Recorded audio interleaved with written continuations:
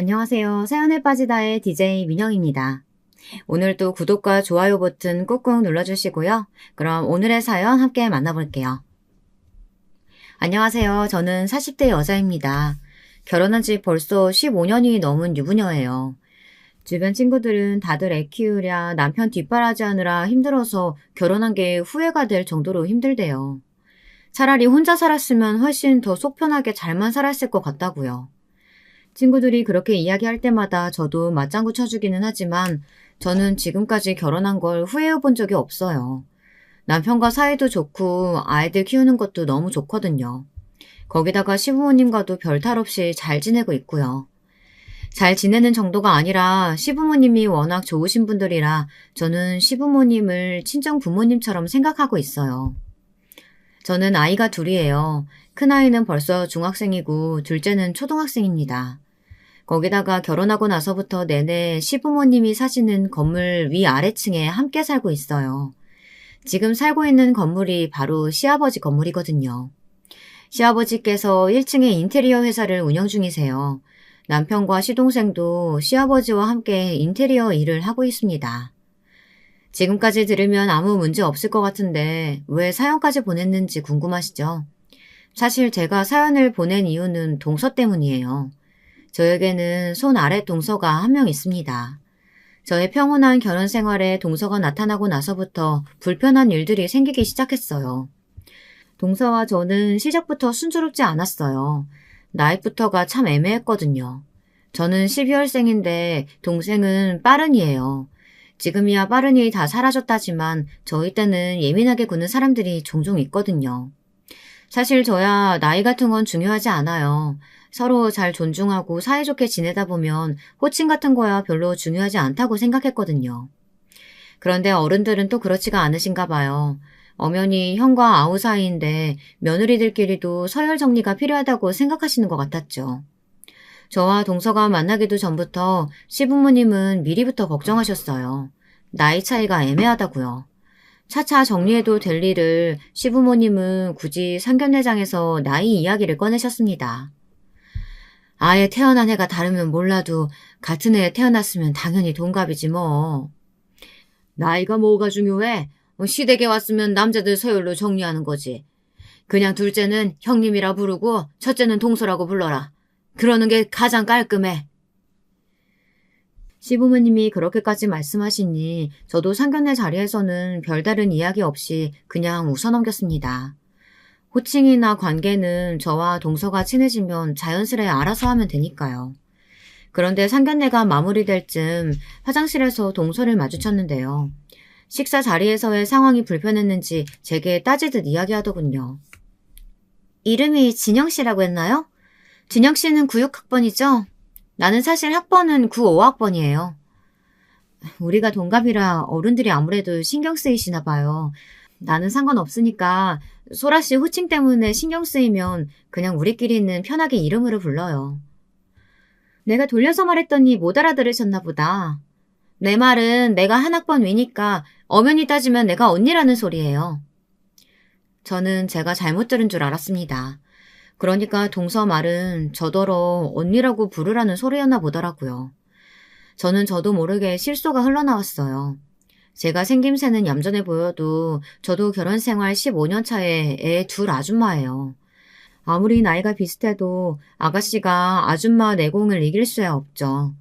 더군다나 앞으로 한 집안에서 동서지간으로 지내야 하는데 맏며느리로서 호락호락 넘어가줘서는 안 된다는 생각이 딱 들었습니다. 더군다나 제 딴에는 이름으로 서로 부르자고 한 것도 배려해준 거라고 한 거였거든요. 동서가 이런 식으로 나오면 저도 배려할 필요가 없다는 생각이 딱 들었습니다. 동서야말로 나이만 먹었지 사리 분별을 잘 못하네. 우리 그이랑 서방님 나이 차이가 4살이야. 거기다가 아버님 가게 직원들 보는 눈도 있고. 내가 동서를 언니라고 부르는 게 말이 돼? 세상에 그런 개족보가 어딨어. 어머, 진영씨 나랑 같은 또래면서 굉장히 고지식하네요. 남들 시선이나 어른들 말이 뭐가 중요해요. 우리 관계는 우리가 알아서 하면 되는 거지. 동서도 웬만해선 쉽게 넘어갈 생각이 없더군요. 저를 옛날 사람 취급까지 하면서 자기가 하고 싶은 대로 유도하려고 했어요. 그래봐야 저는 동서를 절대 언니라고 부를 생각이 없었습니다. 어찌됐든 시작부터 감정이 상해봐야 좋을 게 없으니 저는 애써 좋게 좋게 넘어가려고 한 발 물러섰습니다. 아직 식장에도 안 들어갔는데 벌써 나인이 호칭이니 말하는 것도 웃기네요. 식 올리고 차차 정리하도록 하죠. 제 말에도 동서는 대꾸 없이 화장실을 나가버렸습니다. 뒤도 돌아보지 않고요. 저는 시작부터 뭔가 찜찜한 게 동서와 잘 지낼 수 있을까 신경이 쓰였습니다. 역시나 첫인상부터 남달랐던 동서는 결혼하고도 별반 다르지 않았어요. 전혀 저와 잘 지낼 생각이 없어 보였습니다. 결혼과 동시에 동서도 저희 아랫집으로 들어왔어요. 그러다 보니 싫어도 매일 마주치다시피 했습니다. 일주일에 몇 번씩 마주치는데도 동서는 절대 저를 먼저 부르지 않았어요. 눈이 마주쳐도 인사 한 번을 제대로 안 하더라고요. 게다가 어른들 앞에서는 교묘하게 여우짓을 하더군요. 저와 둘이 있을 때는 일절 말도 안 걸고 무시하면서 그나마 시부모님이 계시면 호칭 없이 존댓말로 말을 하긴 하더라고요. 그랬으니 시부모님도 별다르게 이상한 점을 느끼지 못하셨어요. 처음엔 저도 그런 대로 지낼만 했어요. 서로 굳이 후칭을 부르지 않아도 불편한 게 없었거든요. 거기다가 어차피 제가 손이 사람인데 동서랑 신경전을 해봐야 결국은 제가 이기는 싸움이라고 생각했습니다. 그런데 시간이 지날수록 겪다 보니 동서가 아주 보통이 아니더군요. 어느 날이었습니다. 시부모님 댁에서 함께 저녁을 먹고 동서와 둘이 주방에서 설거지를 하고 있었어요. 동서가 갑자기 미안하다고 사과를 하더군요. 상견례 날 제게 괜한 말을 했다면서요. 저는 당연히 제게 나이 운운하며 이야기한 게 미안해 그러는 줄 알았더니 그게 아니더군요. 우리 그이한테 들었는데 대학 안 나왔다면서요? 진작 말을 하지 그랬어요. 그럼 구육학번도 아닌 건데. 내가 학번이 위라는 둥 언니라는 둥 그런 소리는 안 했을 거 아니에요. 동서, 사람 되게 웃긴다. 내가 동서한테 언제 대학 나왔냐고 말한 적 있어? 동서 멋대로 판단해놓고 왜 사람 꼴을 이상하게 만들어? 어머, 진혁 씨야말로 사람이 미안해서 먼저 사과하는데 꼭 그런 식으로 받아들여야겠어요? 아, 혹시 대학 못 간 거에 대해 자격지심 같은 거 있어요? 동서, 말 좀 가려서 해. 누가 자격지심 부렸다고 이래? 저는 대학을 가지 않았습니다. 학창시절 이런저런 일을 겪으면서 대학을 진학하지 않고 바로 호텔에 취직했어요. 제가 먼저 동서한테 몇 학번이라고 말한 것도 아닌데 나의 이야기를 하다 동서 멋대로 학번 이야기를 한 거면서 마치 제가 속이기라도 한 것처럼 구는데 어이가 없었습니다. 자격지심은 무슨, 동서야말로 나한테 고지식하다고 하더니만 이제 보니까 동서가 오히려 나이니 학벌이니 이런 거 되게 따지는 사람이었네. 본인보다 어리거나 학벌 별로면 혼자 막 우월의식 느끼고 그러는 사람이었나 봐. 수준이 비슷하기라도 해야 뭐 우월의식도 느끼는 거죠. 아예 급 자체가 안 맞는 사람이랑 굳이 뭘 비교하겠어요? 아이고, 그깟 대학 좀 나왔다고 잘난 척은. 어쨌든 내가 동서보다 손이 동서니까 앞으로 무조건 형님이라고 불러. 지금처럼 호칭 안 부르고 애매하게 굴면 나도 더는 못 참아. 바로 시부모님께 말씀드릴 거야. 동서가 아무래도 위아래 구분을 못하는 것 같다고. 치사하게 보여도 어쩔 수 없었습니다. 눈에는 눈, 이에는 이예요.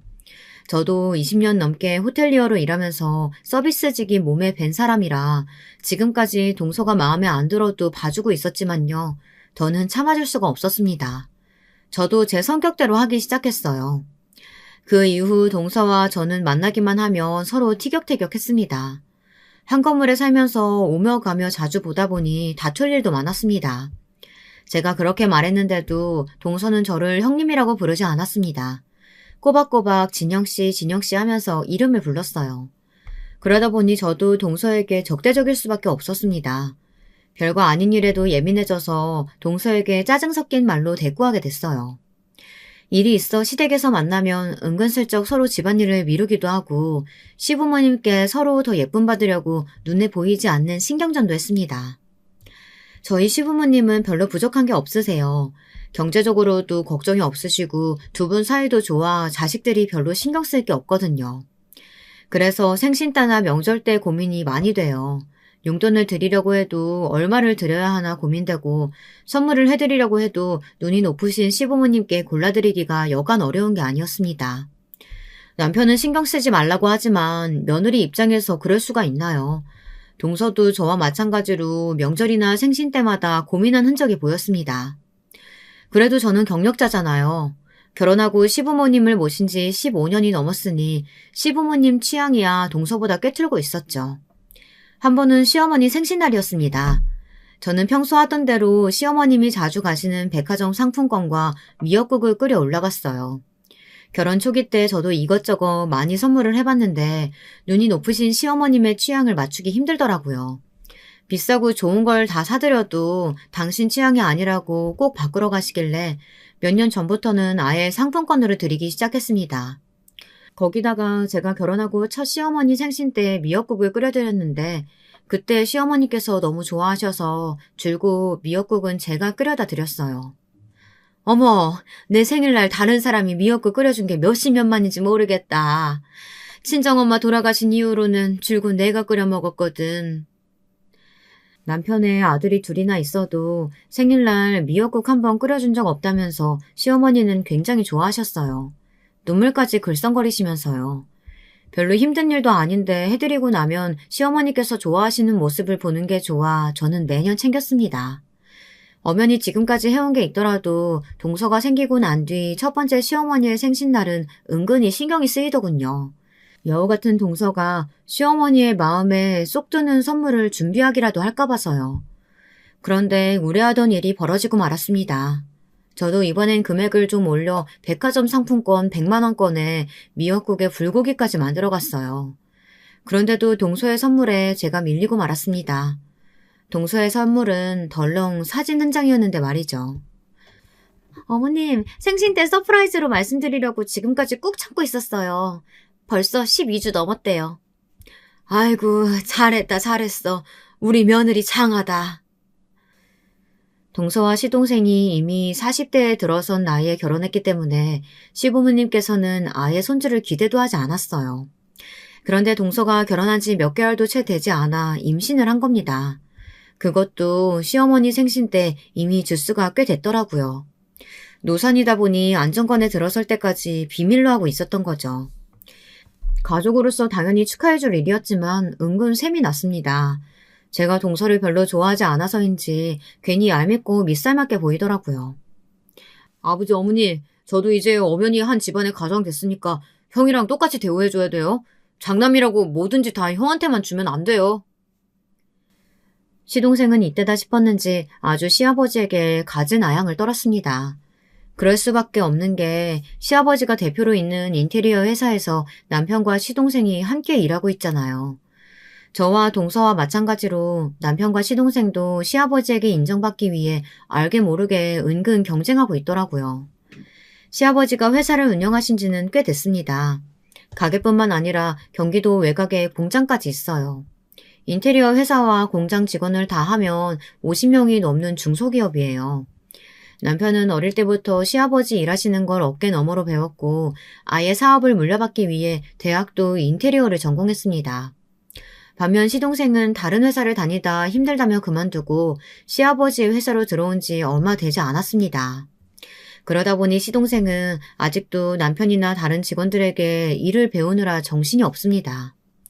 그런 상황이다 보니 자연스레 가족들과 회사 직원들은 남편이 시아버지의 일을 물려받을 거라고 암묵적으로 생각하고 있었어요. 차기 사장이라고 추켜 세우며 시아버지도 자주 언급하셨기 때문에 당연하게 생각하고 있었죠. 시동생도 동서와 결혼하고 아이가 생기니 욕심이 생기나 보더군요. 결혼 전에는 남편이 시키는 일이라면 군말 없이 하고 남편을 형으로서나 상사로서 존중하는 느낌이 들었는데 최근에는 남편을 꼭 경쟁 상대로 생각하는 것 같더라고요. 한 번은 그런 일도 있었습니다. 시아버지는 대부분 공장에 계실 때가 많고 남편과 시동생이 인테리어 가게에 있었어요. 남편은 영업이나 고객 상담, 계약까지 거의 전담해서 하고 있습니다. 사실 남편 혼자 하기 벅찬 일이다 보니 시동생이 옆에서 일을 배우고 있는 거예요. 그런데 언제부턴 남편이 집에 오면 툴툴거리더라고요. 시동생이 은근슬쩍 할 일을 남편에게 미루고 시아버지를 따라 공장에 출근하려고 한다고요. 안 그래도 일이 많은데 일 배울 생각은 안 하고 자꾸 공장 일에 관심이 많아 큰일이라고 했습니다. 그런데 며칠 뒤 제가 쓰레기를 버리러 나갔다가 우연히 동서와 시동생이 하는 소리를 듣게 됐어요. 당신이 하도 우겨서 아버지 따라 공장 나가기는 하는데 공장 나가면 시끄럽고 먼지만 풀풀 날려. 거기다가 가봐야 내가 할 일이 없다니까. 괜히 직원들 눈치만 보이고 아버지한테 하루 종일 잔소리만 들어서 진짜 너무 힘들어. 그냥 형이랑 편하게 사무실에 있으면 안 돼? 자기야, 인테리어 사무실에서 힘들게 매일 영업 뛰고 계약 따와봐야 뭐해. 그래봐야 평생 아주버님 밑에서 일해야 되는데. 평생 안정적으로 일하면 좋지 뭐. 자기가 이렇게 세상 물정을 모른다니까. 당신은 인테리어의 인자도 잘 모르잖아. 조금 있으면 우리 아기도 태어나는데 평생 아주버님 밑에서 매달 월급 받는 월급쟁이로 살 거야? 공장 땅 그거 다 아버님 거라며. 아버님 옆에서 살랑살랑 애교 좀 떨어가지고 그 땅 팔고 건물 올리시라고 해. 편하게 임대료 받고 살자고. 제가 있는 줄도 모르고 떠들어대는 동서 말에 저는 경악을 금치 못했습니다. 제가 생각한 대로 동서는 보통 년이 아니었어요. 시부모님이 평생 해오신 일을 한순간에 자기 이익을 위해 남편 귀에 대고 속삭거리며 조종하고 있더라고요. 저는 동서가 용심이 많고 영악한 사람이라는 생각밖에 들지 않았습니다. 그럴 만한 게 사실 시부모님이 자식들을 많이 도와주세요. 아무리 사업을 오랫동안 하시고 경제적으로 여유가 있다고 해서 자식을 도와주는 게 당연한 일은 아니잖아요. 저희 시부모님은 여러 면에서 자식들 일이라면 물심양면 도와주십니다. 제가 아이 둘을 낳고도 지금까지 일할 수 있는 건 다 시부모님 도움 덕분이에요. 저는 2교대 호텔리어예요. 밤샘 근무를 할 때도 있어서 사실 아이 낳고 나서 하기에는 쉬운 일은 아니었죠. 제가 임신하고 호텔을 그만둬야 하나 말아야 하나 고민하고 있을 때 시어머니께서 제 손을 잡아주셨습니다. 친정 부모님이랑 사이 틀어지면서 끝까지 버티고 선택한 일인데 결혼하고 아이 낳았다고 그만두는 거 그게 세아가 너한테 얼마나 서러운 일이겠어. 한 건물에 시부모가 있는데 뭘 걱정해. 내가 다 도와줄 테니까 아기 걱정은 하지 말고 너 하고 싶은 대로 해라. 시부모님은 항상 겉으로는 무뚝뚝하시고 고지식하신 듯 보이지만 속은 따뜻하고 정이 많으세요. 저는 친정 부모님과 별로 사이가 좋지 않아요. 지금이야 몸도 안 좋으시고 연세도 드셔서 제가 살고 싶은 대로 내버려 두기는 하시지만 사실 얼마 전까지만 해도 친정 부모님 얼굴도 안 보고 살았거든요. 반면 시부모님은 자식 며느리 일이라면 세심하게 챙겨주시는 건 물론이고 툭툭 용돈도 챙겨주십니다. 저는 결혼하고 지금까지 한 건물에 시부모님과 살면서도 불편한 것 하나 없이 편하게만 했어요. 시부모님 덕분에 많은 걸 배우기도 했고요.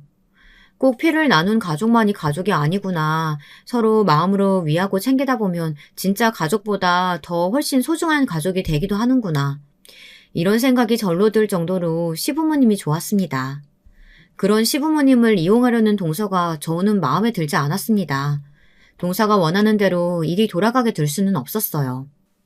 동서, 지금 무슨 소리 하는 거야? 공장을 밀어버리고 건물을 지으시라니. 그걸 왜 동서 마음대로 정해? 갑자기 나타난 저를 보고 시동생은 놀라서 어쩔 줄을 몰라 했어요. 반면 동서는 제 말에 눈도 깜빡이질 않았습니다. 오히려 전혀 잘못한 거라고는 없는 눈이었어요. 제가 제 맘대로 공장을 팔기라도 했나요? 아니잖아요. 근데 진혁 씨는 왜 나한테 소리까지 지르고 그래요? 그리고 다들 머리가 있으면 생각이라는 걸 좀 해야죠. 그 큰 땅에 굳이 힘들게 공장 돌리면서 벌어봐야 직원들 월급으로 다 나가는데 뭐하러 우리 때까지 힘든 사업을 해요? 건물 하나 세우면 대대로 편하게 먹고 살 수 있는데. 저도 동서 말이 100% 다 틀렸다고 생각하지는 않습니다. 요즘 사람들 생각이야 당연히 가만히 앉아서 편하게 돈 버는 게 좋다고 생각하죠. 하지만 시아버지와 남편이 평생 일궈온 사업을 이제 막 시집온 며느리가 남편을 꼬드겨서 집안 전체를 흔들려고 하는 모습은 좋게 보이지 않았습니다. 시동생이 시아버지에게 공장을 팔고 건물을 세우자고 말했다가는 시아버지께서 난리를 치시며 시동생에게 엄포를 놓으실 게 뻔하거든요. 동서는 이제 막 시집와서 우리 시부모님이 어떤 분들인지도 잘 모르는 것 같은데 시부모님 두 분 다 공장 직원들 진짜 가족처럼 생각하시는 분들이야. 당신들 좀 편하게 살자고 그 직원들 다 해고하고 내보내실 분들 절대 아니라고. 그러니까 행여 어머님 아버님 앞에서 괜한 소리 하지 마. 저 딴에는 정말 동서를 생각해서 해준 이야기였습니다. 혹시나 시부모님 앞에서 실수할까 봐서요. 그런데 기가 막힌 건 동서는 제 말을 아예 귀뚱으로도 듣지 않았다는 겁니다. 진영 씨는 나이를 도대체 어디로 먹었어요? 나랑 또래면서 그렇게 세상을 몰라요? 하긴 남들 다 대학 갈 때 대학도 안 가고 일찍부터 호텔에서 남들 뒤치다꺼리 하면서 힘들게 돈 벌어서 살아왔으니 노동으로 인해 버는 돈이 세상에서 제일 값지다고 생각하겠죠. 근데 어쩌죠? 세상은 절대 그러지 않거든요. 지금이라도 정신 좀 차리세요. 애들이 뭘 보고 배우겠어요. 동서는 제 충고에도 본인 말이 다 맞는다고 우겼습니다. 그러든지 말든지 저는 신경도 안 썼어요. 동서 같은 부류의 사람이라면 제가 제일 잘 알아요. 아주 어릴 때부터 가까운 곳에 있었거든요. 사실 저희 친정 부모님이 딱 동서 같은 사람들이에요. 제가 그로 인해 아주 힘든 어린 시절을 보냈기 때문에 잘 알고 있습니다.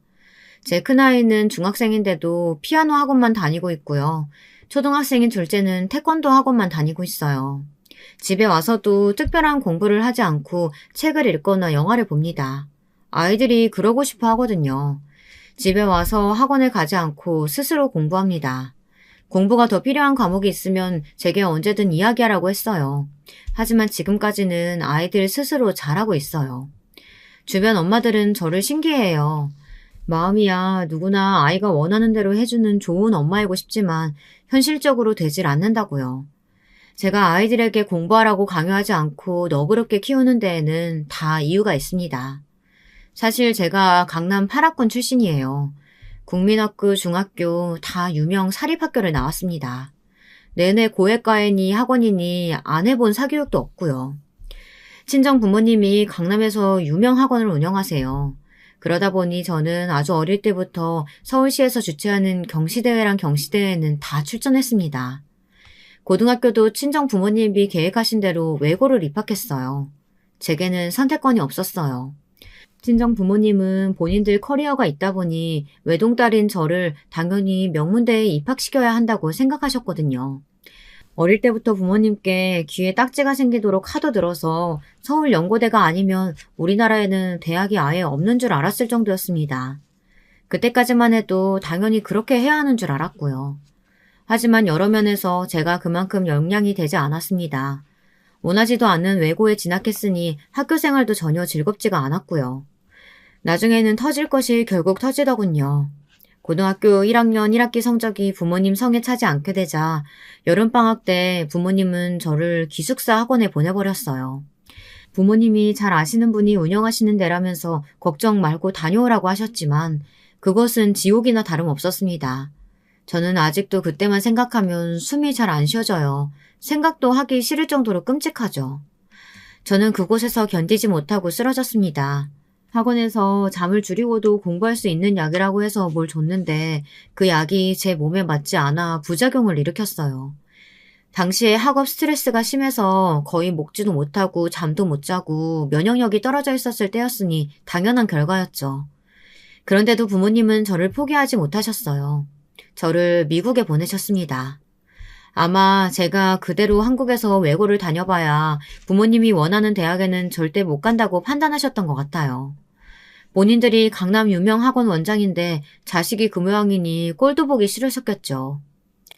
다른 애들은 부모가 정보력도 없고 경제력도 없어서 뒷받침을 못 해줘서 난린데 어떻게 된 게 너는 편하게 앉아서 공부만 하면 되는 애가 이렇게 유학하고 나약해 빠졌어. 미국 가서는 다른 건 생각도 하지 말고 정신 똑바로 차리고 공부만 해.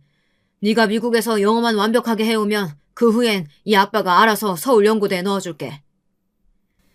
부모님은 제 생각이 어떤지 뭘 하고 싶은지는 한 번도 물은 적이 없었습니다. 저도 태어나서 한 번도 제 생각을 부모님께 이야기해 본 적이 없다 보니 어떻게 해야 하는 건지 방법을 알지 못했죠. 그나마 다행이었던 건 부모님을 벗어나 미국에 혼자 갔다는 겁니다. 처음 미국에 도착했을 때 이 넓은 땅에서 과연 혼자 살 수 있을까 무서웠어요. 그런데 살다 보니 부모님 없이도 제가 잘 살 수 있다는 걸 알게 되었어요. 오히려 훨씬 더 자유롭고 저에 대해 생각할 수 있는 시간이 많았습니다.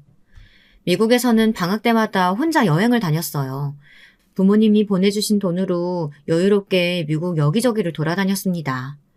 명분은 영어 공부였지만 저는 새로운 것을 찾기 위해 자유롭게 지냈어요.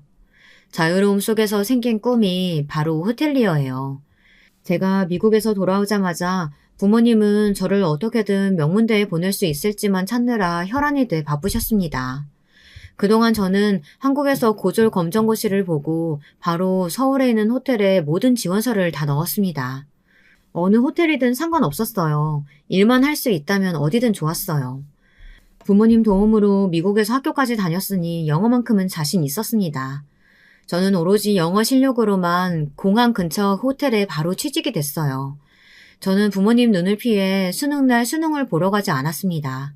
그리고 그날 저녁 호텔에 취직됐다는 사실을 이야기했어요. 부모님은 난리가 났습니다. 정말 드라마에 나오는 장면처럼 뒷덜미를 잡고 침대에 누우셨어요.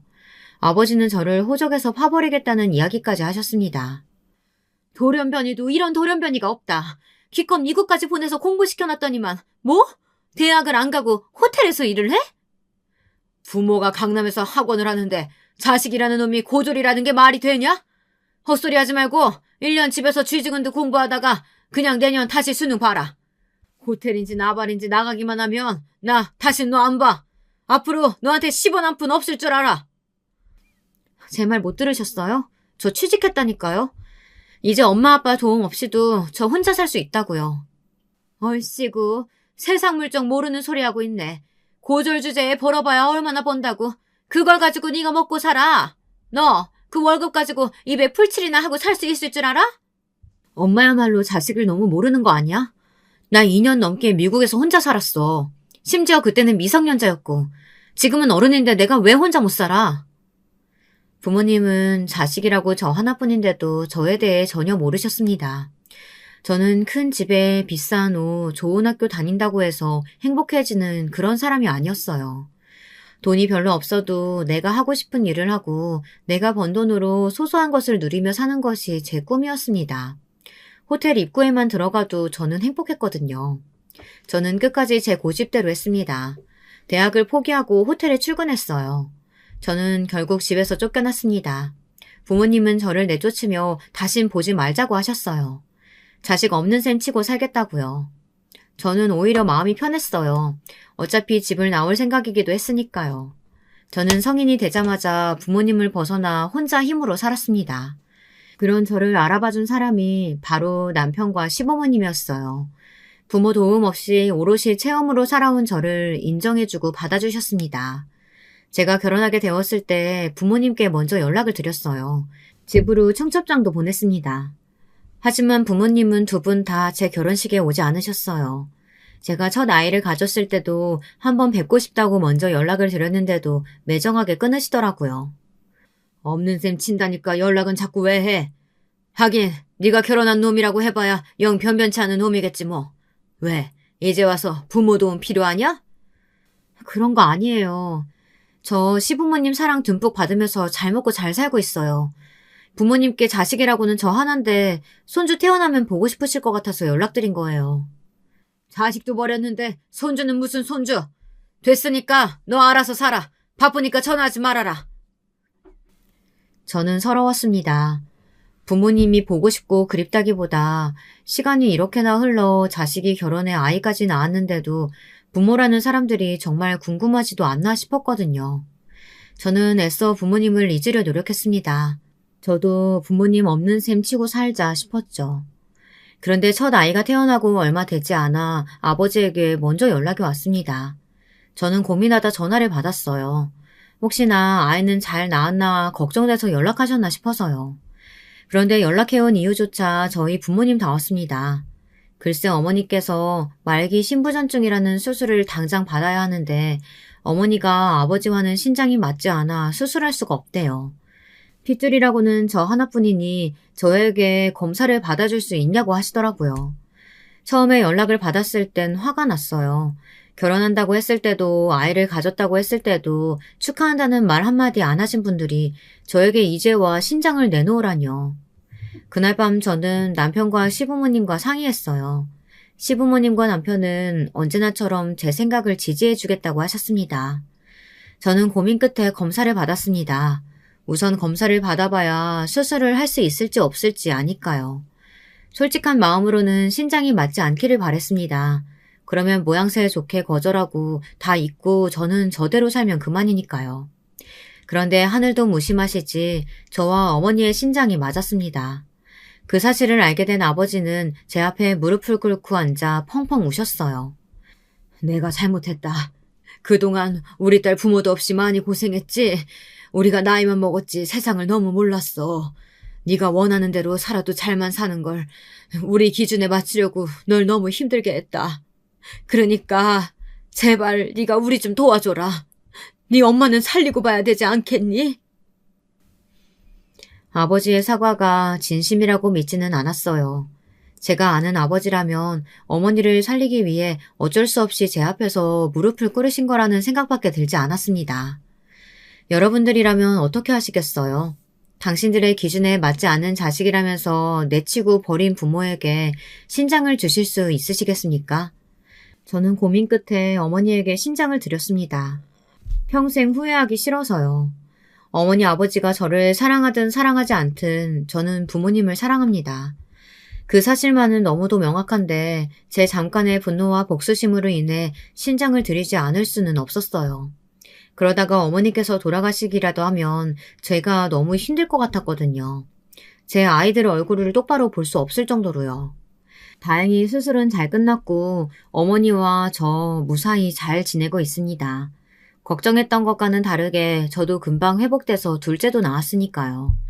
그 이후로 친정 부모님과는 다시 연락이 되어 왕래를 하며 지내고 있습니다. 친정 엄마가 회복되시고 나서 바로 시부모님도 함께 만났어요. 물론 친정 부모님은 제가 알던 모습과 별반 다르지 않았습니다. 시부모님을 뵙자마자 무슨 일을 하시는지부터 물어보시고 남편에게도 무슨 대학을 나와 어떤 일을 하는지 물어보셨어요. 시부모님의 대를 이어 인테리어 사업을 한다고 했을 때 갸웃하시다가 직원이 50명이라고 하자 아주 한바구음을 지으셨습니다. 그래도 나중에는 친정부모님께서 시부모님께 머리 숙여 감사하다고 인사하셨어요. 식사 자리에서 시부모님께서 저를 먼저 챙기고 친자식처럼 대해주시는 모습을 보고 부모님께서 많은 생각을 하셨다고 하더라고요. 당신들은 친부모인데도 왜 조금 더 너그러운 마음으로 저를 대하지 못했는지 후회가 되신다고요. 제가 많은 나이는 아니지만 저도 쉽지 않게 살아온 40년이었습니다. 그런 와중에 저희 가족에 대해 1도 모르는 동서가 갑자기 나타나 집안을 마음대로 흔들어 놓는 꼴은 그냥 봐줄 수가 없었어요. 저는 남편에게 동서와 시동생이 나누던 이야기를 그대로 전달했습니다. 시부모님께는 말씀드리지 않았어요. 여우 같은 동서 정도야 저와 남편 선에서 정리할 수 있을 줄 알았거든요. 그런데 동서는 생각보다 훨씬 더 교활했습니다. 쓰레기장에서 만난 이후 동서는 대놓고 저를 모른 척했어요. 계단을 오르내리다가 만나도 눈도 안 마주치고 지나갔습니다. 어쩔 땐 길거리에서 만나도 아예 모르는 사람처럼 지나가더군요. 그래도 초반에는 어른들 눈을 피해 둘만 있을 때 으르렁거리는 정도였는데 시간이 지날수록 동서의 행동이 지나쳐 결국 시부모님 앞에서까지 싸우게 되고 말았습니다. 동서가 또 말도 안 되는 소리를 했거든요. 혹시 공장 못 팔게 하려는 게 아주버님이 장남이라고 나중에 혼자 다 꿀꺽하시려고 그러는 거 아니죠? 온 가족이 모인 명절날 힘들게 전까지 다 붙이고 뒷정리를 하려고 일어나는데 동서는 굳이 베란다까지 따라와 어처구니 없는 소리를 하더군요. 내가 동서랑 같은 줄 알아? 시부모님이 지금 연세까지 힘들게 일하시는 거 보면서 동서는 느끼는 것도 없어? 느끼는 거 많죠. 하루라도 빨리 공장 팔아서 그 땅에 건물 올리면 평생 편하게 쉬실 텐데 왜 사서 고생하시나 싶죠. 이게 다 무슨 소리야? 공장 땅을 팔아서 뭘 어째? 저도 모르게 언성이 높아져 밖에 계시던 어른들까지 저희 이야기를 듣고 말았습니다. 결국은 동서의 말도 안 되는 허튼 계략이 시아버지에게 들키고 말았어요. 동서의 말에 시아버지는 노발대발 화가 나셨는데도 동서는 전혀 자신이 뭘 잘못했는지를 몰랐어요. 건물 지어서 세 받으면 훨씬 더 유복한 노년이 될 텐데 왜 그러시냐고 한마디를 더 하더군요. 시아버지는 결국 동서에게 소리를 지르며 엄포를 놓으셨습니다. 둘째, 너 아무리 철이 없어도 그렇지 어떻게 시부모님 앞에서 땅이니 노으니 그런 소리를 아무렇지 않게 떠들어? 왜 둘째, 너 무슨 돈 필요하냐? 시아버지는 동서가 하는 소리가 도무지 이해가 되질 않아 따지듯 물으신 거였는데 동서는 오히려 그 틈을 파고들었습니다. 뭐 꼭 돈 때문만은 아니고요. 사실은 우리 준서 조금 있으면 유치원 옮겨야 되는데 이 동네는 영어 유치원이 마땅치 않잖아요. 동서는 생각지도 못한 소리를 꺼냈습니다. 시아버지의 공장 땅 이야기를 하다가 갑자기 자기 아들 유치원 이야기를 꺼냈어요. 그러더니 하는 소리가 꼭 영어 유치원을 보내고 싶다네요. 그것도 강남에 있는 영어 유치원을요. 저는 슬슬 일그러지는 시아버지의 표정이 걱정돼 애써 동서를 말렸습니다. 영어 유치원을 보내고 싶으면 이 동네에서 알아보면 되지 뜬금없이 강남 이야기는 왜 꺼내냐고요. 그랬더니만 동서는 한술 더 떴습니다. 이 동네 사실 좀 구리잖아요. 학군도 너무 안 좋고요. 저는 하나만 낳아서 잘 키우자라 형님처럼 이런 구질구질한 동네에서 애 키우고 싶지 않아요. 뭐야? 이게 보자 하니까 며느리라고 대충 봐주고 넘어가려고 했더니 아주 머리에 든 게 없구나. 시부모가 평생 살아온 동네 가지고 뭐? 구질구질? 우당탕탕 화가 난 시아버지께서 결국 참지 못하시고 명절날 상을 엎어버리셨습니다. 그 일로 동서는 결국 시댁에서 나가버렸어요. 시아버지가 무서워서 도저히 한 건물에 못 살겠다고 조카를 데리고 친정으로 가버렸습니다. 시아버지는 아직 화가 안 풀려 그런 며느리 필요 없다고 하셨지만 시어머님은 걱정이 이만저만이 아니셨어요.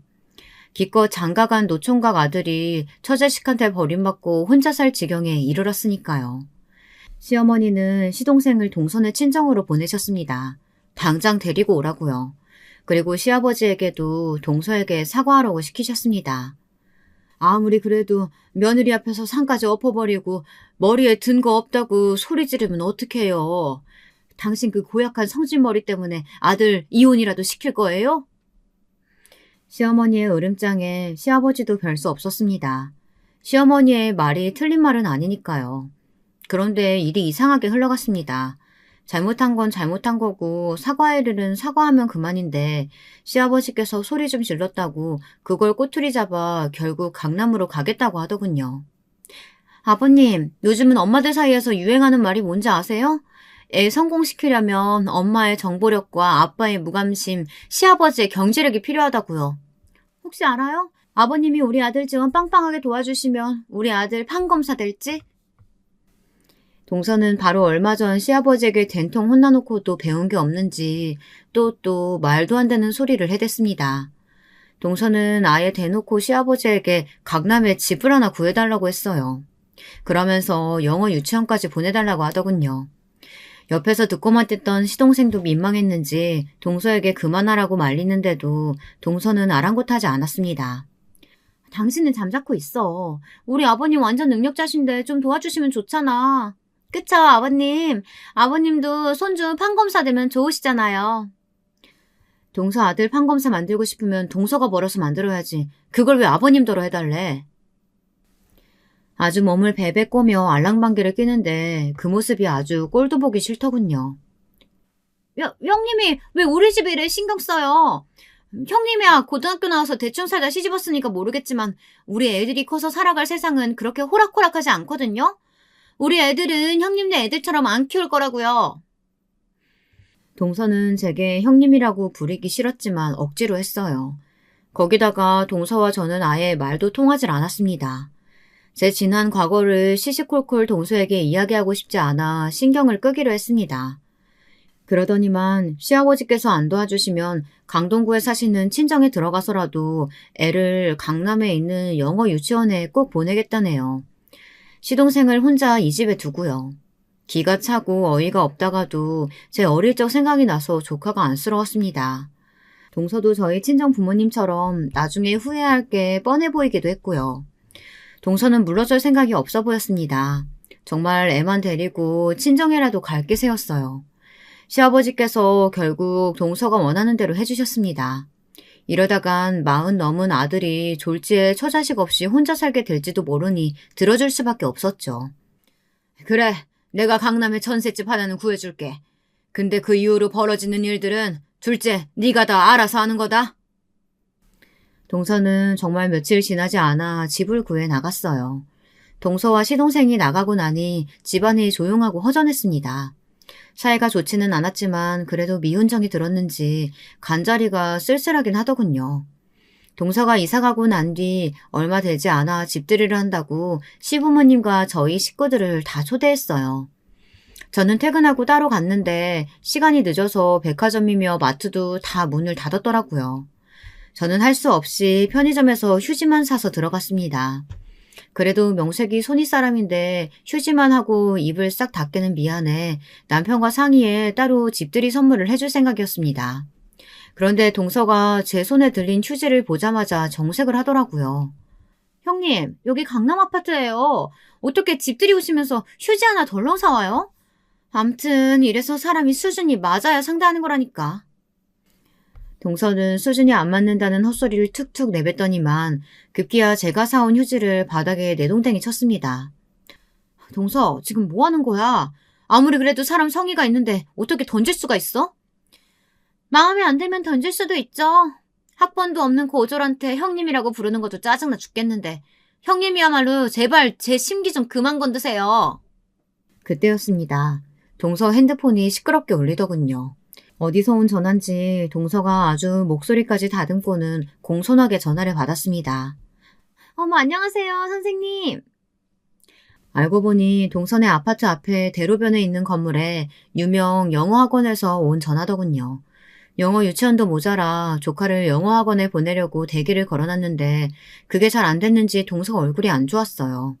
저는 짜증을 내며 씩씩거리는 동서에게 그 영어학원에 그렇게 보내고 싶냐고 물었어요. 조카가 아직 나이도 어린데 굳이 학원까지 보낼 필요가 있느냐고 물었습니다. 그러자 동서가 저를 향해 코웃음을 치더군요. 제게 네가 뭘 하냐는 식으로요. 저는 그런 동서에게 보란 듯 더 크게 웃어 보였습니다. 내가 그 영어학원 들어갈 수 있게 도와줘? 제 말에 동서가 아주 배꼽까지 잡고 웃더군요. 저기요, 이 영어학원이 무슨 학원인지는 알고 얘기하는 거예요? 저도 여기 들어가려고 학원 선생님들 정보까지 다 알아봤는데도 인맥 없어서 못 보내고 있는데 형님이 무슨 수로 도와준다고 그러는 거예요?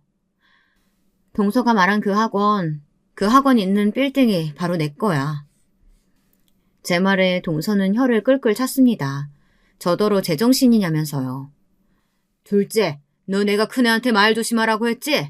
그리고 네가 뭘 모르나 본데 저 앞 저 건물 큰애 건물 맞다. 그래, 큰애 친정 부모님이 몇 년 전에 증여해준 건물이잖아. 평생 저 건물에서 학원만 하셨다고 하셨지? 네, 맞아요. 저 건물의 입시학원은 아직도 아버님이 운영하세요. 다른 학원들은 다 세준 거고요.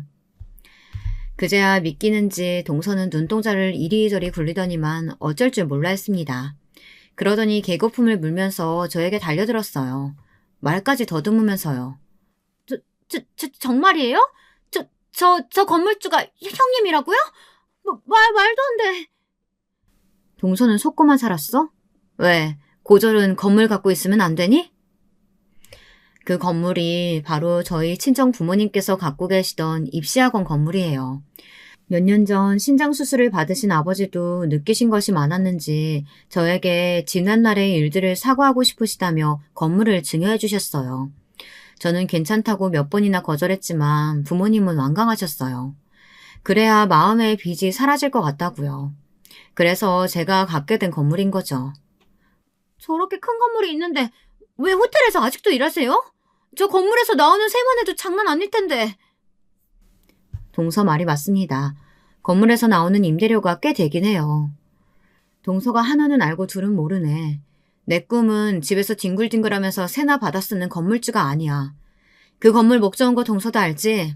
나 임대료 받은 거 한 푼도 안 쓰고 차곡차곡 모았어. 돈 모이는 대로 건물 할고 호텔 지을 거야. 내 호텔.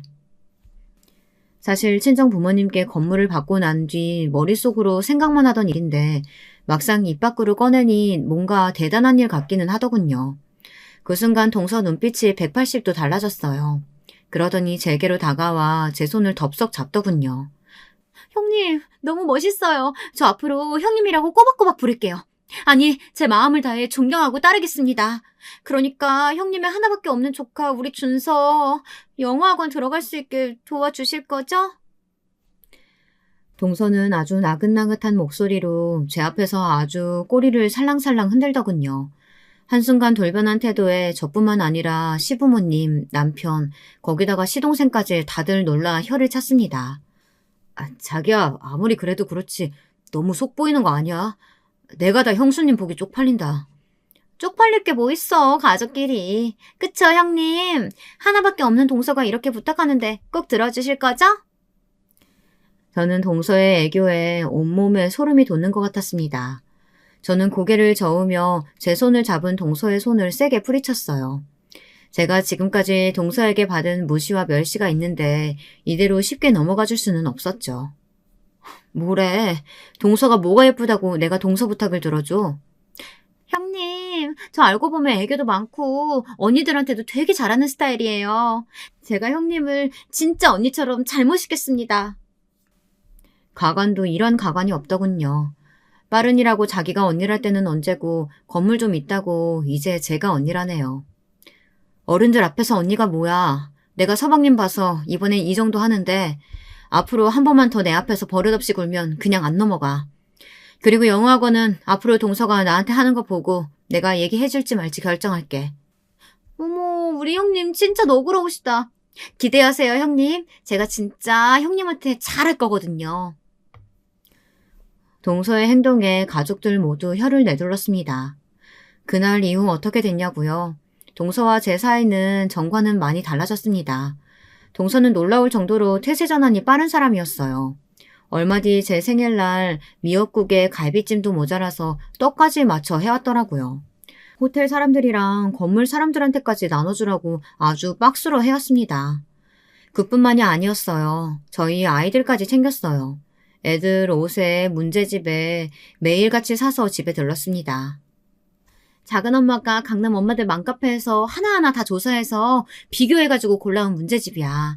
너희 이것만 보고 공부하면 성적 금방 오른다니까?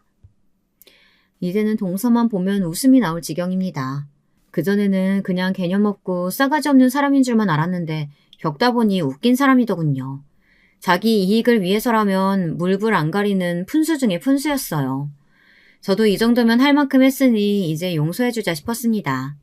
사실 진작 영어학원 원장님에게 이야기해두기는 했어요. 제 조카가 너무 다니고 싶어 하는데 빈자리가 나면 연락 좀 달라고요. 영어학원 원장이야 건물주가 하는 말이니 지금이라도 바로 들어오라고 했지만 그렇게 쉽게 동서를 도와주고 싶지는 않았어요. 물론 학원 방침도 있는데 건물주라고 갑질하는 것도 제 스타일이 아니고요. 영어학원에 이야기해뒀다는 제 말 한마디에 동서는 저를 와라 껴안고 눈물까지 흘렸습니다. 저는 동서의 행동이 너무 오바라고 생각했지만 동서가 그 정도로 간절했었구나 이런 생각도 들었어요. 형님 감사해요. 사실 저는 어릴 때부터 부모님이 돈 없다고 학원도 안 보내주고 그 흔한 학습지도 한 번 안 해줬거든요. 그래서 아이 낳으면 제일 좋은 걸로 다 해주고 싶었어요. 형님, 제 꿈을 이뤄주신 거예요. 제가 지금까지 너무 버릇없게 굴었죠. 죄송해요.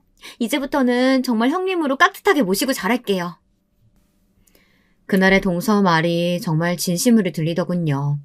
그날 이후로 저도 동서에게 밉살맞게 굴지 않고 잘해주려고 노력하고 있어요. 시작은 좋지 않았지만 서로 잘 맞춰서 지내다 보면 언젠가는 진심으로 서로를 위하는 가족이 되지 않을까 기대하고 있습니다. 제가 이렇게 말하면 시부모님도 반신반의하세요. 사람 본성이 어디 가겠냐고요. 저더러 괜히 나중에 한 방 또 먹지 말고 거리를 두라고까지 하십니다. 여러분 생각은 어떠세요? 제가 동서와 사이좋게 지낼 수 있을까요? 아니면 정말 거리를 좀 두고 지내야 할까요? 인생 선배님들의 의견 댓글로 남겨주시면 잘 듣고 참고하도록 하겠습니다. 지금까지 제 이야기 들어주셔서 감사합니다. 여러분, 두 번째 사연 시작하기 전에 좋아요와 구독 꼭 눌러주실 거죠? 그럼 두 번째 사연 바로 시작합니다. 안녕하세요. 저는 이제 막 40대에 들어선 대한민국의 남자입니다. 보통 이런 소개를 할 때 신체 건강한 남자라고 많이들 하던데 저는 그런 말을 쓰기가 좀 그런 사연을 가지고 있어요. 지금부터 저의 드라마틱한 인생 이야기를 한번 해보려고 합니다. 저는 부산에서 태어났어요. 아버지는 고등학교 사회선생님이셨고 어머니는 전업주부셨습니다. 일남 일녀 중 첫째이고요. 부모님은 다정하시고 바른 분들이셨고 결혼할 때는 단칸방으로 시작하셨다고 하지만 성실히 절약하셔서 결혼 후 5년 만에 작은 주공 아파트를 장만하셨다고 해요. 여기까지 들었을 때는 그냥 무던하게 자란 것 같으시겠지만 저희 집안에는 굉장히 큰 근심거리가 하나 있었습니다. 바로 저의 심장병이었습니다. 저는 태어날 때부터 선천성 기형으로 심장이 기능을 잘하지 못하는 병을 앓고 있습니다. 그래서 태어나고 나서 바로 집중치료실로 갔었고 막 출산을 하신 어머니는 기절을 하셨다고 합니다. 다행히 저는 그 고비를 넘기고 살아남았고요. 자라면서도 수술을 몇 차례나 하게 되었습니다.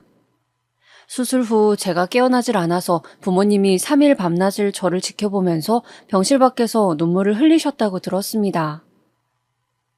다행히 4일째인가 제가 간신히 의식을 찾았었다고 합니다. 사실 이런 이야기를 하면서도 저는 어렴풋한 기억만 있어서 당시 상황이 얼마나 위급했는지 와닿지는 않습니다. 그렇지만 이런 이야기가 나올 때마다 눈에 눈물을 글썽이시는 어머니의 얼굴을 보고 그저 심각했었구나 하고 짐작만 하는 것이죠.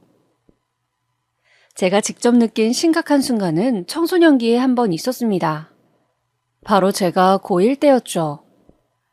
야간 자율학습을 하던 시절이어서 야자를 하던 중이었고 계절은 여름이 성큼 다가오던 때쯤이었던 걸로 기억합니다. 저는 국어가 약해서 수능 언어 영역 문제 오답풀이 노트를 보면서 틀렸던 문제들을 분석하고 다시 새 노트에 옮겨 정리하고 있었는데 갑자기 가슴이 조이는 듯한 통증이 오기 시작했어요. 통증은 점점 심해져서 제가 선생님께 양호실에 가겠다고 말하려고 책상 모서리에 손을 짚은 순간 제 눈앞이 새카매져 오면서 그 후로 아무것도 기억이 나지 않았습니다. 후에 친구들 말에 따르면 제가 일어서려다 그 자리에서 그대로 쓰러지는 바람에 119가 오고 학교 전체가 난리가 났었다고요. 또다시 심장 판막에 이상이 생긴 것이었습니다. 저는 결국 병원에 장기간 입원을 하게 되었어요. 그렇지만 나쁜 점만 있는 것은 아니었어요. 입원한 병실 친구 중에서 어릴 때부터 폐가 안 좋아서 조금만 뛰어도 숨이 찬다는 친구가 있었는데 그 친구와 저는 아주 죽이 잘 맞았거든요. 아니, 또 동갑이었습니다. 말이 많은 녀석이라 그 녀석과 함께 떠들고 있으면 지루한 병원에서의 하루가 후딱 가곤 했죠. 제가 하도 장기 입원을 하다 보니 부모님도 매일같이 저를 보러 오시지는 못하셨거든요. 친구 역시 병실에 혼자 있는 날이 많았죠. 어느 날 걔가 저한테 말했습니다. 있잖아, 나는 가끔 사람 없는 병원 옥상에서 있는 힘껏 달리기를 한다? 임마, 너 그런 거 하면 안 되잖아, 숨차서. 안 된다고 하는 거 해보면 더 재밌지 않냐? 이상하게 나는 그렇게 숨이 턱까지 차서 죽을 것 같이 헐떡대다가 보면 내 앞에 다른 고민들이 날아가고 그저 지금 이 순간 내가 살아있구나, 그게 참 감사하다라는 그런 마음만 남더라고. 지금 이 순간? 그렇지. 지금 나는 살아있고 숨 쉬고 있고 그게 얼마나 감사한 일인지 그런 것들이 말이야. 숨이 차고 살려고 노력하는 내 몸을 보면 간절함이 느껴져서 그런가? 저는 아직도 이 대화를 잊을 수가 없습니다. 살아가는 일에 간절함, 당장 내가 마셔야 하는 공기 한 모금의 소중함 같은 것 말이죠. 그 친구의 말이 어쩌면 그때 이후 제 좌우명이 되었던 것 같습니다. 살면서 힘든 순간이 참 많았는데 그때마다 큰 위로가 됐어요. 참 지혜로운 친구였다는 생각이 들었죠. 그 녀석은 책을 많이 읽었는데 뭔가 자신이 사회에 보탬이 되는 사람이 되고 싶다고 했어요. 그리고 헐리우드 영화를 보며 항상 사람들을 영웅이 구해내는 장면에서 박수를 쳤죠. 친구는 자신의 꿈은 슈퍼맨처럼 위기 상황의 사람들을 구하는 영웅이 되고 싶다고 했어요. 얼른 이 지겨운 폐병을 이겨내고 온갖 무술로 몸을 단련해서 다른 사람을 구하는 산악구조대나 소방관이 되고 싶다고 했죠. 그래서 항상 영웅이 나오는 영화를 본다면서요. 저는 그런 친구와 함께 길고 지루한 병실 생활을 견뎌냈습니다. 제 인생에서 가장 외로웠지만 돌이켜보면 행복한 시간이었습니다. 아마도 부모님과는 다르게 혈연 관계가 없는 남이지만 나와 가장 영혼이 가까운 사람이었기 때문인 것 같아요. 흔히들 말하는 소울메이트 같은 느낌이요. 그러던 어느 날이었어요. 친구는 자신이 꽤 좋아졌다고 금방 태어날 수 있을 것 같다고 좋아했죠. 나 있잖아. 나가자마자 검도하고 태권도 배울 거다? 너 그러다 몸살 나. 두 개를 어떻게 한 번에 같이 하냐? 아이, 난 할 수 있다니까.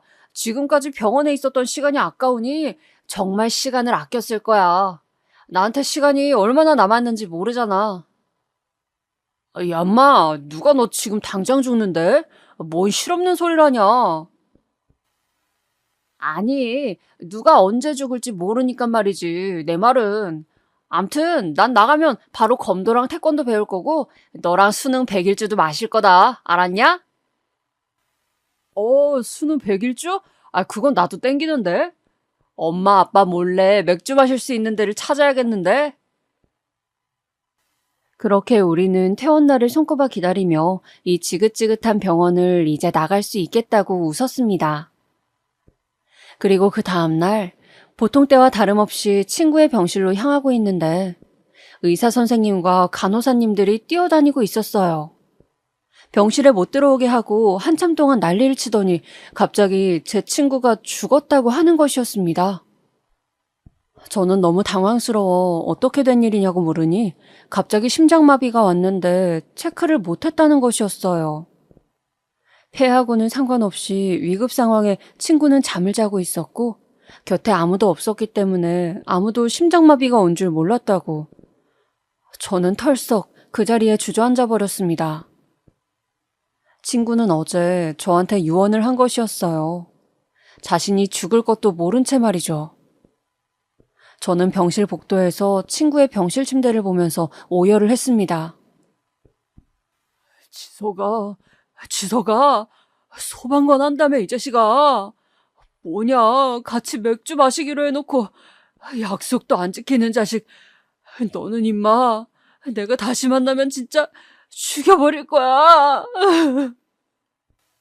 저기 준영 학생? 이거 지석 학생이 준영 학생 주려고 한 책 같은데 유가족분들이 전해주래요.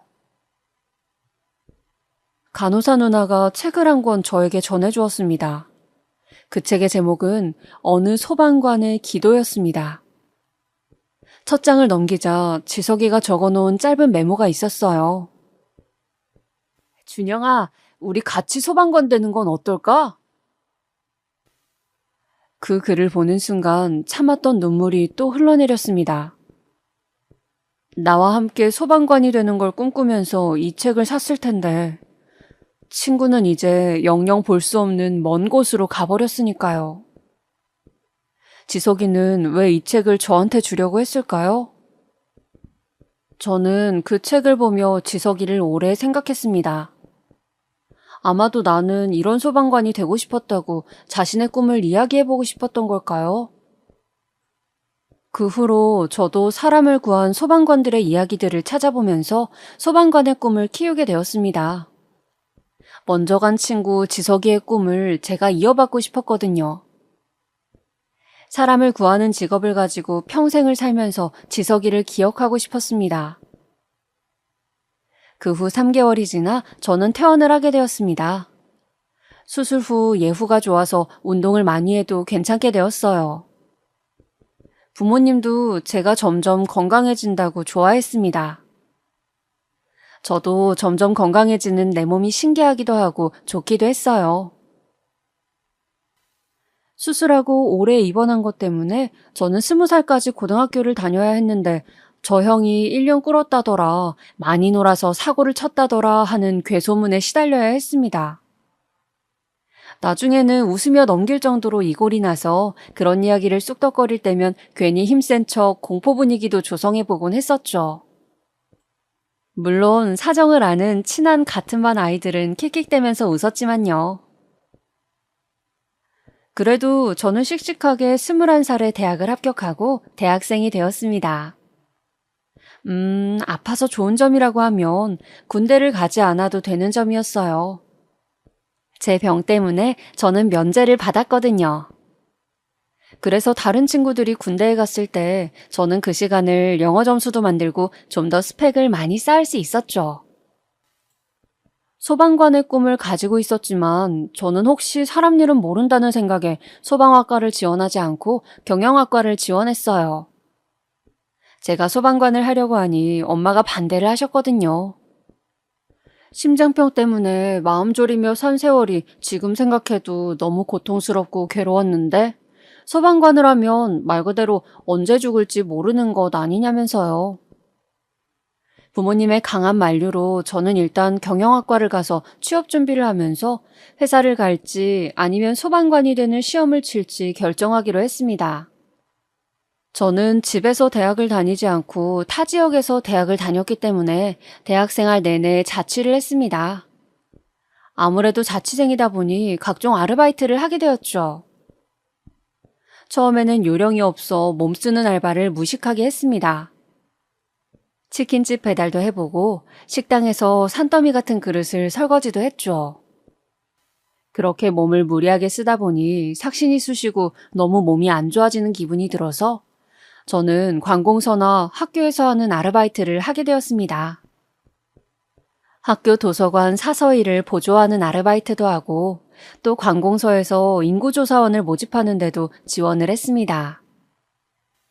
인구조사라는 것이 돌아다니며 각 가구당 가족수 같은 것이 전입신고되어 있는 기록과 맞는지 확인하는 작업인데 이를 위해서 직접 집집마다 방문을 해서 이를 확인하는 조사원을 정기적으로 모집을 했거든요. 다행히 제가 채용이 되어 저는 인구조사 아르바이트를 하게 되었어요. 이 일은 말 그대로 발품을 파는 일이었어요. 집집마다 문을 두드리고 문을 열어주면 간단하게 인구조사원이라 소개를 하고 조사를 하면 되는데 문제는 문을 안 열어주는 집이 너무 많다는 것이었죠. 또 정부에서 나와서 하는 것인데 잡상인 취급을 한다거나 하는 그런 일들도 많았죠.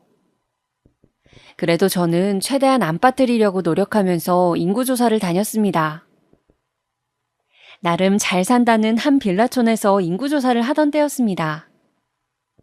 3일째 한 집을 허탕치고 있어서 저는 오늘은 꼭 집에 사시는 분을 만나야겠다 싶어 이른 아침에 그 집을 향해 가고 있었습니다.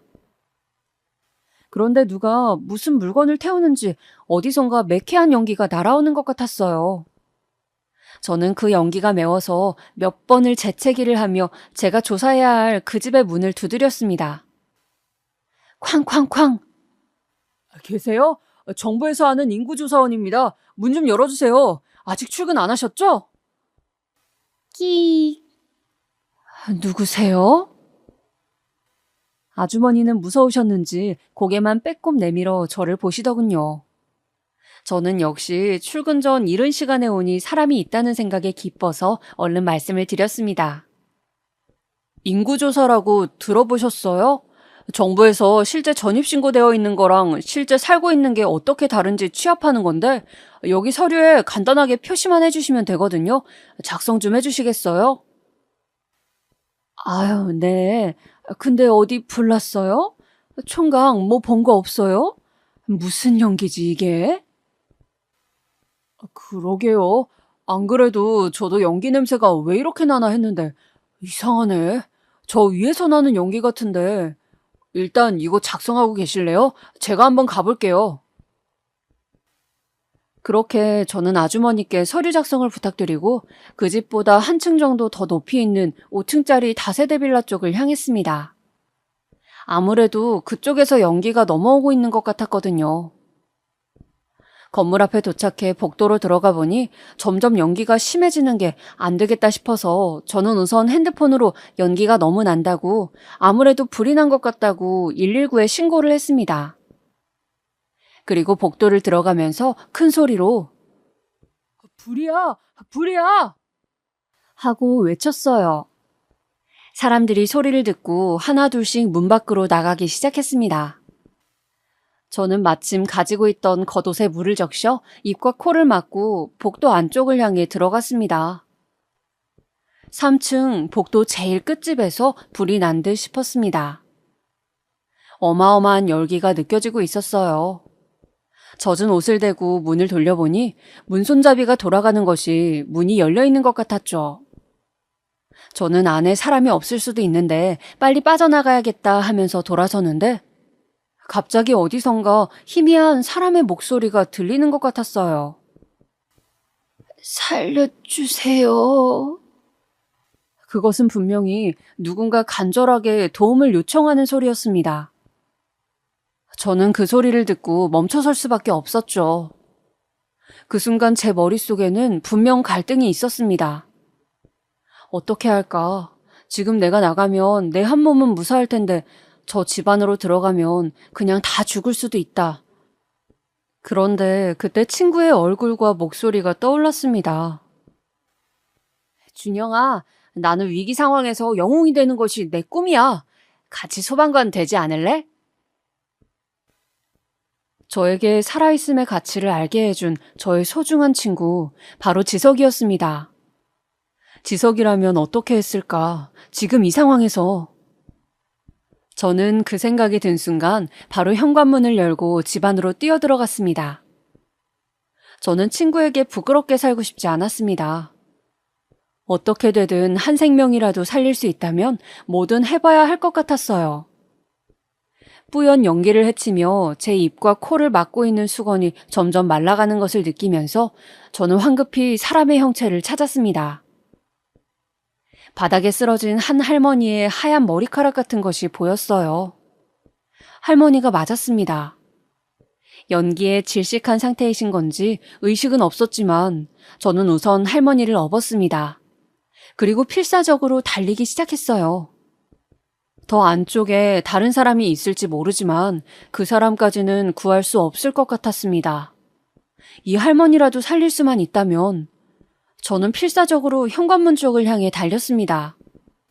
분명 짧은 거리인데 화마가 집어삼키려고 다가오는 이 상황에서는 현관문까지의 그 거리가 참으로 멀게 느껴졌습니다. 간신히 현관문 쪽에 다다랐을 때 머리 위에서 뭔가 떨어져 내리는 느낌이 들어 저는 팔을 들어서 막았습니다. 현관문에 나무로 만들어져 있던 어떤 틀 같은 것이 제 팔에 닿았고 저는 화상을 입었죠. 그리고 팔에 부딪힌 뜨거운 나무 조각들이 제 얼굴 쪽으로 떨어져 내렸습니다. 저는 얼굴에 뜨거운 느낌이 들었지만 일단 할머니를 데리고 나가야 하기에 필사적으로 밖으로 나갔습니다. 제가 간신히 건물 밖으로 나가자 소방관들이 들어오다가 저를 보고 저와 할머니를 부축해서 대기하고 있던 119 구급차에 태웠습니다. 저는 정신없이 구급차를 타고 병원으로 갔죠. 얼굴이 뜨거웠고 숨이 잘 안 쉬어지는 느낌이었습니다. 그렇게 혼미한 정신 가운데 저는 할머니가 무사한지 너무 궁금했습니다. 괜찮으셔야 할 텐데. 그리고 마치 드라마처럼 저는 갑자기 눈을 떴습니다. 눈을 뜨자 하얀 형광등 불빛이 보였고 사람들이 왔다 갔다 하는 게 아직 응급실인 것 같았어요. 저에게 의사가 와서 얼굴과 팔에 화상을 심하게 입어서 수술을 해야 한다고 했습니다.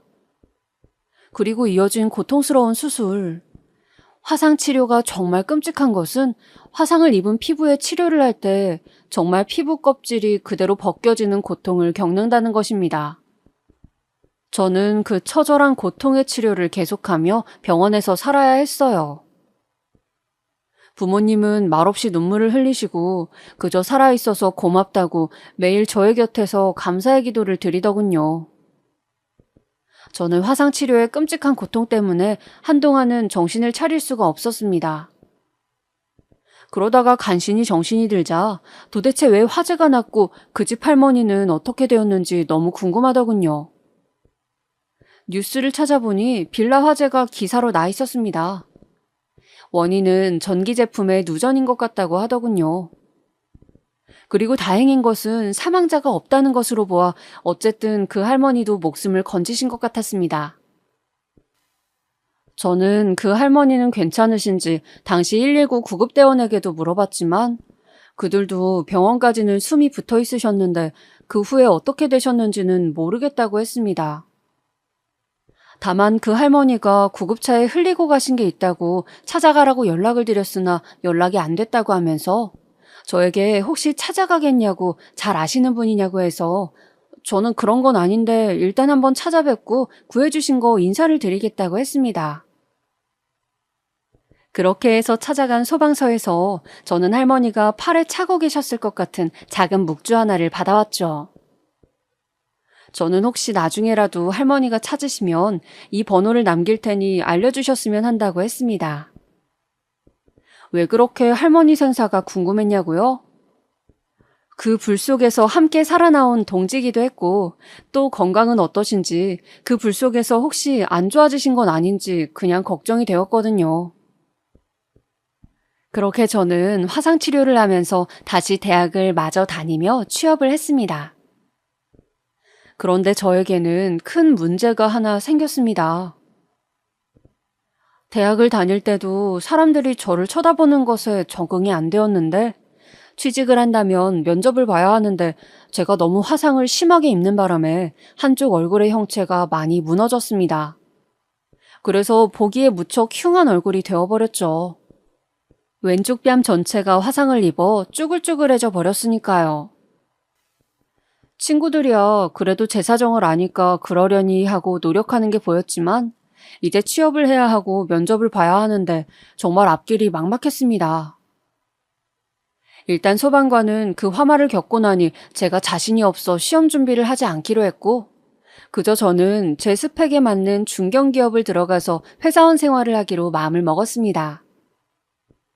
그런데 여기저기 취직원서를 아무리 내도 저보다 훨씬 토익 점수도 낮고 봉사활동 실적도 낮고 학점도 낮은 친구들이 턱턱 붙을 동안 저는 계속 면접에 떨어지는 것이었어요. 1차 서류 전형을 통과하고 2차 블라인드 테스트도 통과한 회사는 엄청 많았는데 꼭 마지막 최종 면접에서 미끄러지는 것이었습니다. 예를 들면 이런 식이죠. 최종 면접에 가면 다른 지원자들에게는 앞으로의 포부나 회사에 합격한다면 첫 월급으로 뭘 하고 싶냐는 등의 질문을 한다면 저에게는 항상 그 얼굴은 왜 그렇게 됐냐는 식의 질문만 하는 것이었습니다. 제가 화재 사고를 겪었다고 하면 다들 불쌍한 표정을 짓고 그리고 저는 항상 탈락을 하는 것이었죠. 저는 점점 제 얼굴로 인해 위축되기 시작했습니다.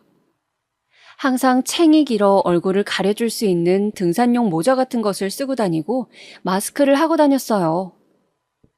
물론 요즘에야 코로나 때문에 마스크를 다들 하고 다니지만 제가 얼굴 때문에 마스크를 쓸 때만 해도 사람들은 모자와 마스크로 얼굴을 가린 저를 슬슬 피해 다녔습니다. 한 번은 지하철 화장실에서 계속 모자를 쓰고 다니니까 너무 땀이 나서 잠깐 등산용 모자와 마스크를 벗었는데 옆에서 손을 씻고 있던 유치원생 꼬마 남자아이가 저를 보고 괴물이라며 소리치고 우는 통에 애 아빠가 미안하다고 하며 데려간 적도 있었어요. 그때 저는 알았습니다. 아, 내 얼굴이 어린아이의 눈엔 괴물로 보일 정도로 보기에 안 좋구나. 그런 생각을 하니 눈물이 자꾸 났습니다. 전공을 살려 취직을 하지 못하면 저는 평생 부모님의 짐이 되어 살아가야 하는 건지 어떻게 살아가야 할지 감이 잘 잡히지 않았습니다. 저는 취업을 하고 싶은 마음에 하루 종일 카페에 앉아 노트북으로 이력서를 쓰면서 앉아 있었는데 문득 노트북이 배터리가 다 되어 충전하려는데 안 가져왔다는 것을 알았죠. 제 거 쓰실래요? 핸드폰하고 충전잭이 같죠? 고개를 들어보니 옆자리에 앉아있던 여자분이었습니다. 저는 노트북을 충전할 수 있어 감사하다는 생각에 빵 한 봉지를 내밀었어요. 아, 이거 간식인가요? 그런데 제가 좀 많이 출출한데 혹시 시간 되시면 같이 밥 먹을래요? 아, 네? 밥이요? 네, 제가 꼭 먹고 싶은 게 있는데 그 메뉴가 2인 이상만 주문이 되거든요. 어때요? 저는 얼떨떨했지만 배가 고프기도 했고 그분과 그냥 헤어지는 게 아쉽기도 해서 식사를 하러 가게 되었습니다. 여자분이 먹고 싶었던 것은 고기였습니다. 우리는 같이 삼겹살을 먹으러 갔죠. 제가 가끔 가던 가게였는데 그 집은 칼집을 낸 숙성 삼겹살과 같이 먹는 김치 칼국수가 유명한 집이었습니다.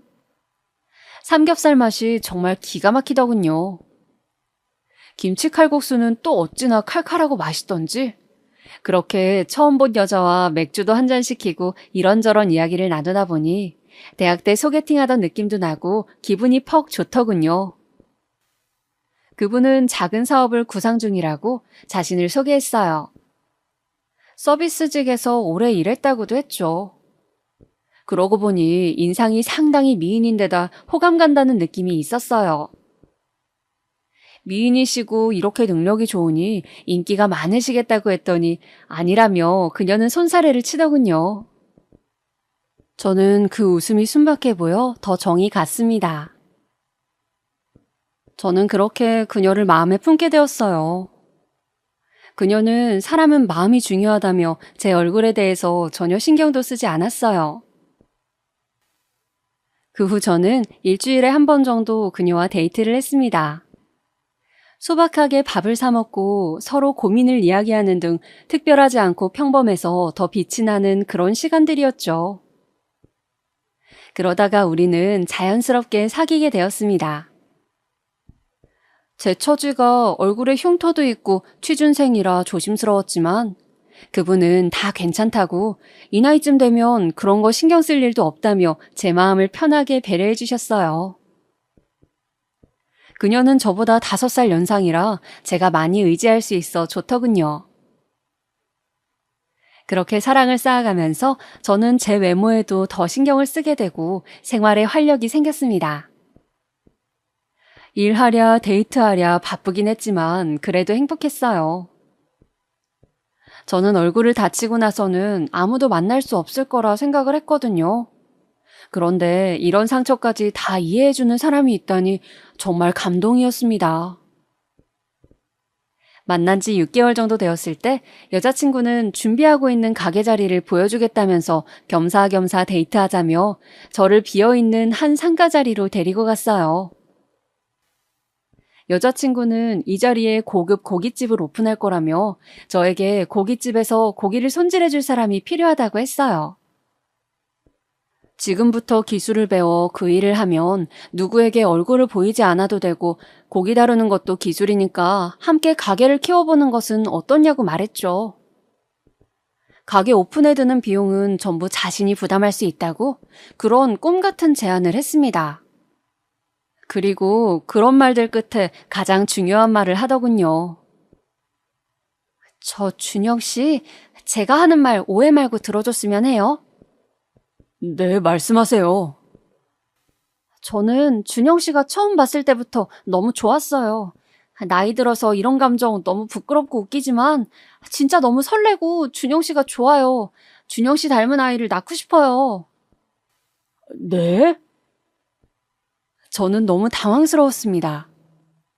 워낙 개방적이고 진취적인 사람인 줄은 알았지만 지금 그녀는 저에게 프로포즈를 하고 있었어요.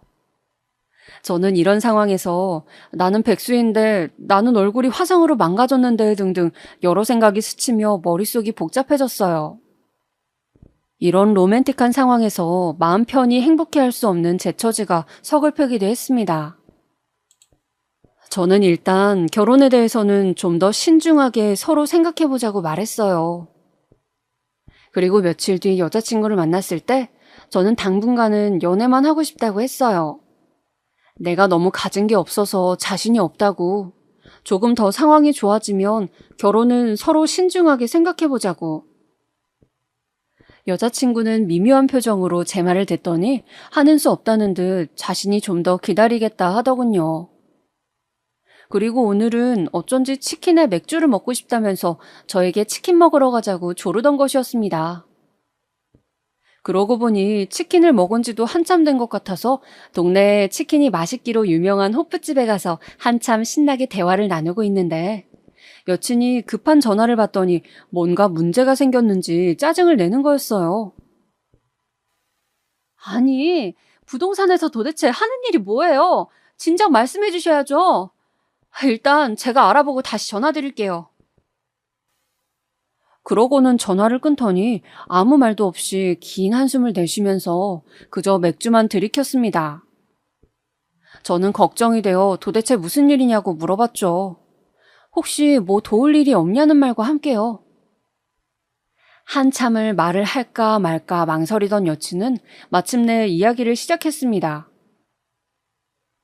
저번에 봤던 그 가게 자리를 가계약금을 걸고 계약을 하는 걸로 다 이야기를 해두고 계약금은 며칠 뒤에 주겠다고 했는데 상가를 넘기기로 한 사람이 알겠다고 하고서는 다른 데서 계약금을 바로 보낸다고 하니까 그냥 우리랑 가계약한 걸 없던 일로 하고 그쪽하고 계약을 하고 싶다고 했다는 겁니다. 그걸 부동산에서 제대로 전달을 못해서 지금 당장 계약금을 보내야 되게 생겼다고 말이죠. 그러면서 넌지시 저에게 돈이 혹시 없냐고 묻는 것이었어요. 저는 갑자기 돈 이야기가 나와서 당황했지만 이 사람이 그동안 나에게 보인 마음이 있는데 어떻게든 도와주고 싶어서 제가 가지고 있는 전 재산이 1,000만 원이라고 말했습니다.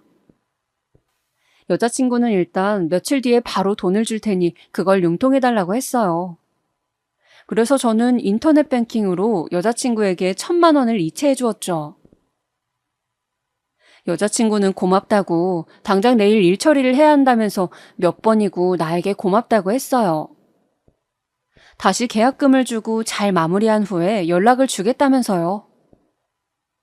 그런데 그 후로 여자친구는 연락이 전혀 되질 않았습니다. 여보세요? 지금 거신 전화는 수신이 금지된 전화로. 저는 몇 번이고 마음속에 스멀스멀 올라오는 불안감을 잊어보려 애를 썼어요. 설마 아니겠지.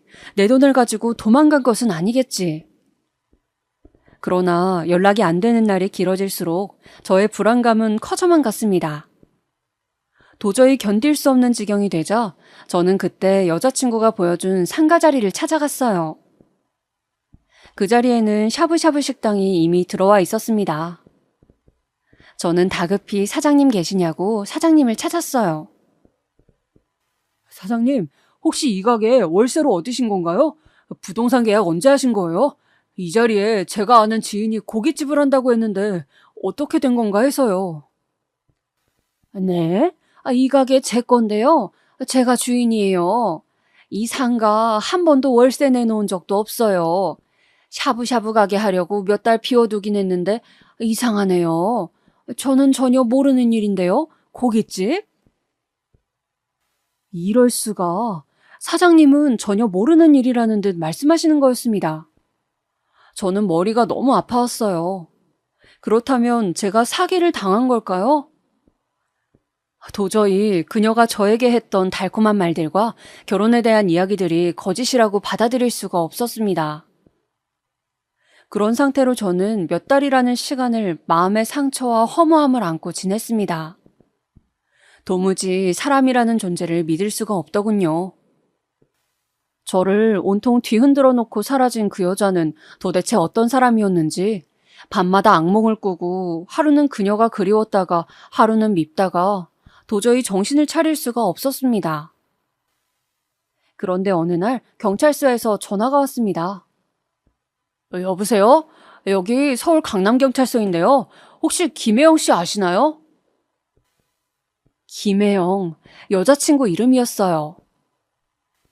제가 한때 사귀었던 사이라고 하자 전화를 하신 형사분은 당황하는 듯 하더니 저에게 꼬치꼬치 캐물으시더군요.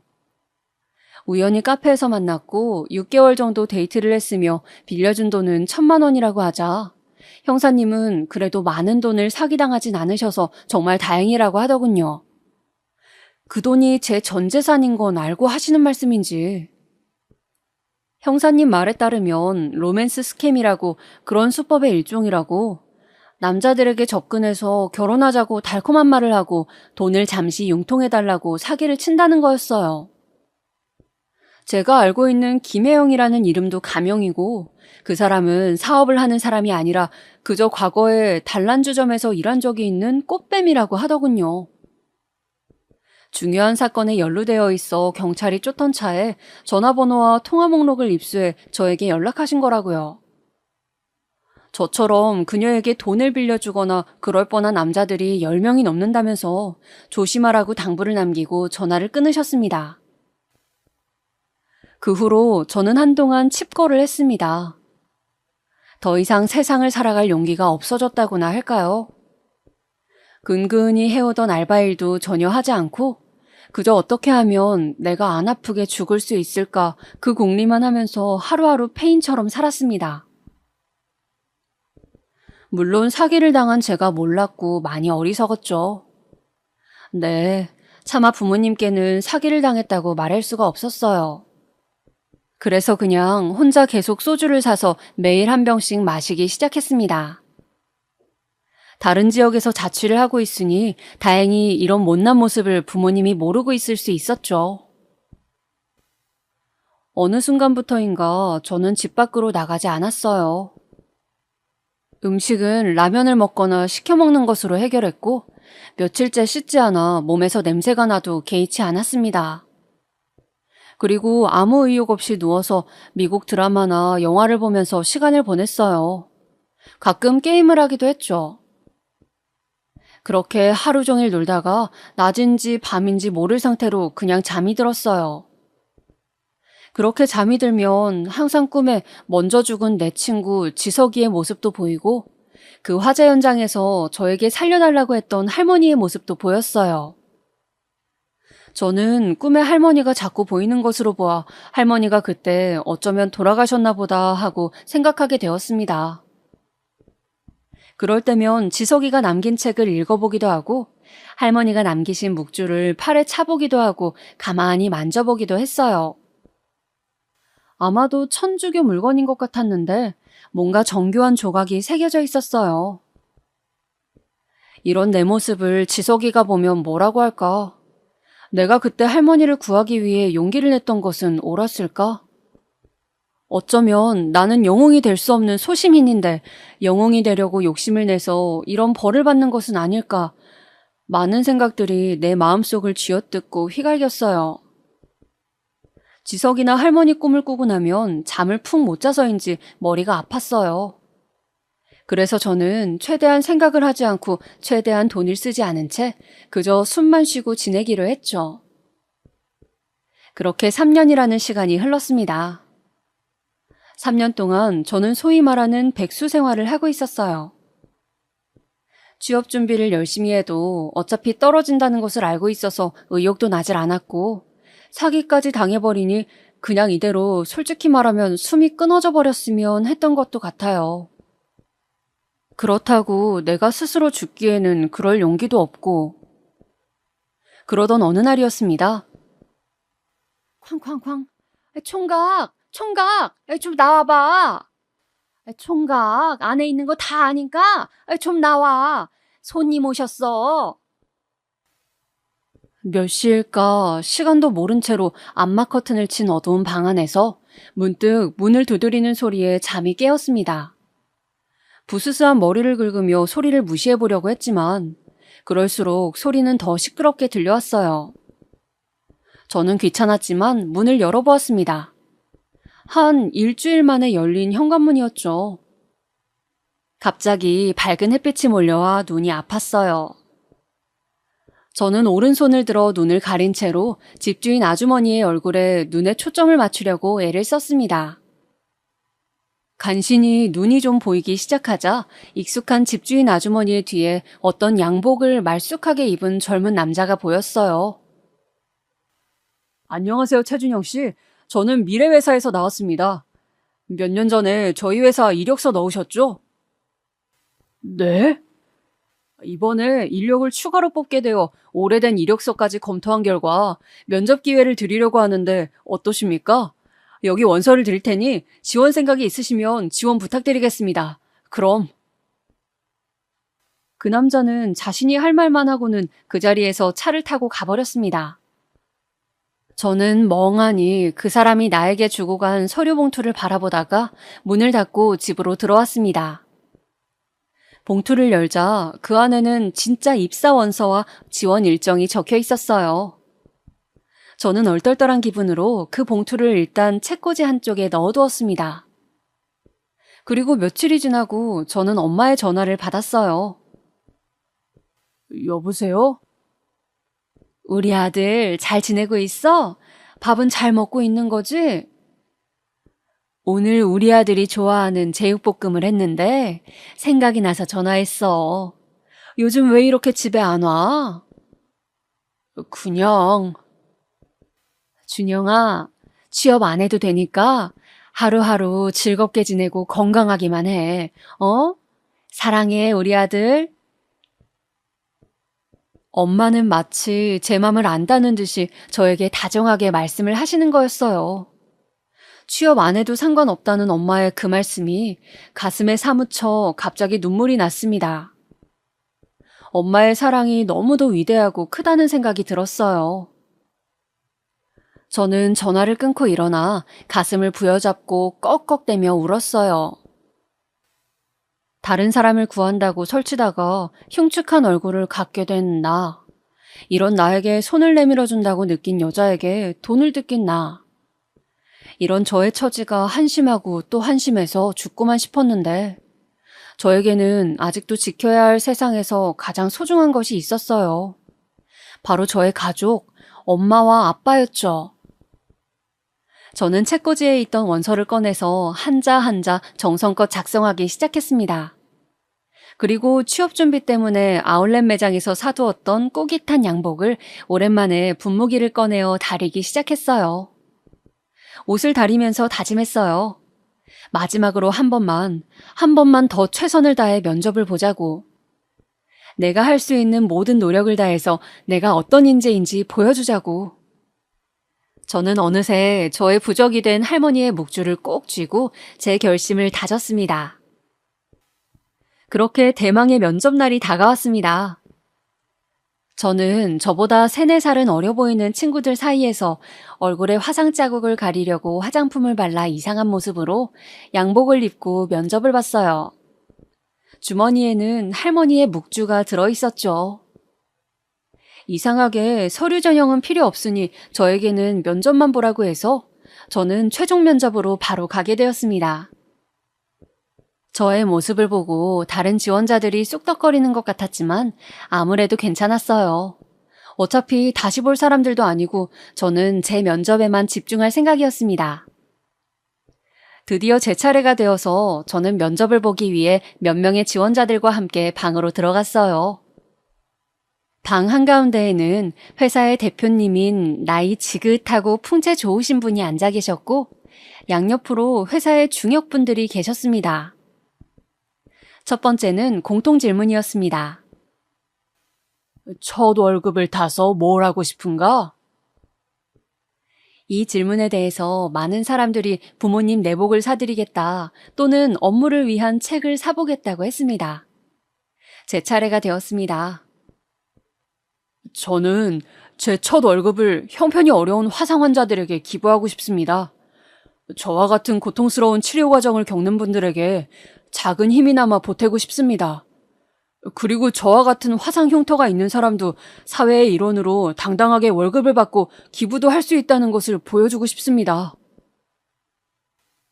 저의 대답을 듣고 다른 중역분들은 제 얼굴을 유심히 살펴보시는 듯 하였습니다. 그런데 이상하게도 대표님은 저를 보고 미소만 지으실 뿐 놀란 기색이 전혀 없으셨어요. 그리고 이상하게 그분의 눈가가 촉촉한 것처럼 보였죠. 저는 제가 착각한 것인가 생각했습니다. 취업 준비를 하면서 가장 힘이 되었던 사람이나 물건이 있는지? 두 번째 질문이었습니다. 부모님, 친구 등 다양한 대답이 쏟아졌습니다. 저는 가만히 한쪽 호주머니에 들어있던 묵주를 쥐어보았어요. 드디어 제 차례가 되었습니다. 저에게 가장 힘이 되었던 물건은 바로 이 묵주입니다. 저에게는 아주 깊은 사연이 있는 물건이고 언젠가는 이 물건의 주인분을 만나고 싶다는 마음으로 살아왔거든요. 힘이 들 때마다 저는 이 묵주를 쥐고 여러 가지 소원을 빕니다. 그러면 마음이 편해지고 마치 묵주의 주인분이 저를 응원해주고 있는 것처럼 느껴지거든요. 그때였습니다. 갑자기 대표님이 벌떡 일어서서 저에게 다가오시는 거였어요. 자네, 그 묵주 잠깐 나한테 보여줄 수 있겠나? 아, 네. 놀랍게도 중후한 나이의 대표님은 손을 떨고 계셨습니다. 저는 묵주를 대표님께 건네어드렸어요. 그분은 묵주를 찬찬히 살펴보시더니 가운데 정교한 성모 마리아 조각이 있는 부분에 박힌 보라색 보석을 보고 갑자기 묵주를 붙잡고 눈물을 흘리기 시작하시는 것이었습니다. 모든 사람들이 당황해서 대표님을 바라보고 있었어요. 저도 영문을 모른 채 일어서서 대표님을 바라보았죠. 그런데 대표님이 갑자기 저를 붙잡고 덥석 안으시는 것이 아니겠어요? 드디어 찾았네, 이 사람아. 이 사람아. 아휴, 내가 얼마나 자네를 찾았는지 아는가? 이제야 어머님의 유언을 지킬 수 있게 되었구먼, 이 사람아. 그렇게 대표님은 생판 처음 보는 초면인 저를 끌어안고 계속 오열을 하시는 것이었습니다. 대표님의 울음소리는 너무도 커서 건물 전체가 다 울릴 지경이었어요. 결국 그날 면접은 그렇게 끝나고 저는 대표님과 단둘이 마주 앉게 되었습니다. 너무 울어 퉁퉁 부은 눈을 하고 대표님은 저에게 말씀하셨습니다.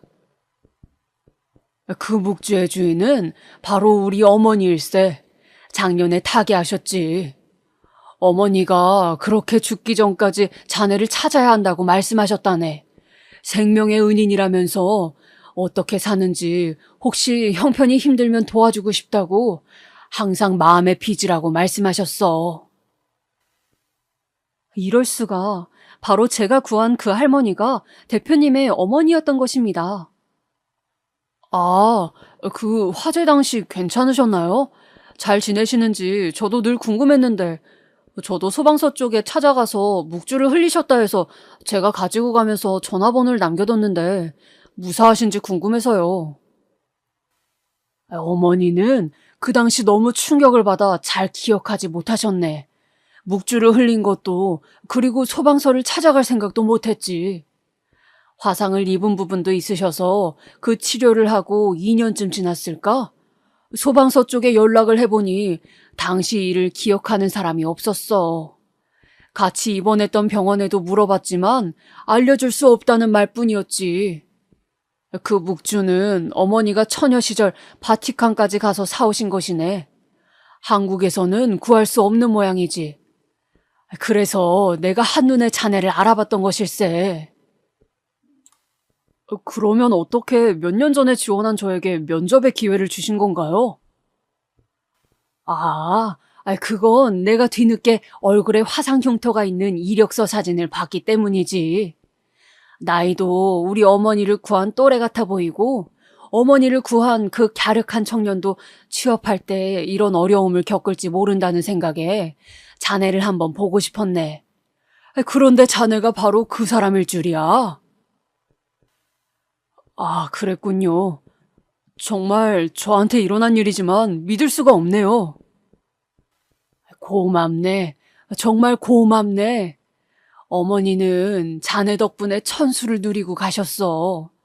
우리 회사에서 뛰어난 인재로 성장해주게. 항상 내 자네를 눈여겨보고 있을 걸세.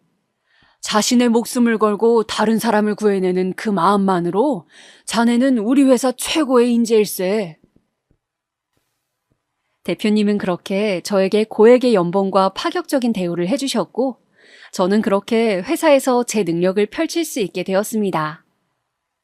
그리고 저는 과거의 아픔과 상처를 딛고 하루하루 성실하게 회사 생활에 매진하며 살아가고 있습니다. 저의 인생 이야기 어떠셨나요?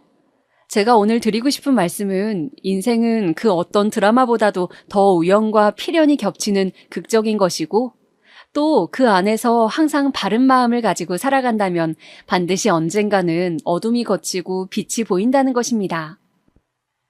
지금까지 제 이야기 들어주셔서 감사합니다. 모두 행복한 하루 보내세요.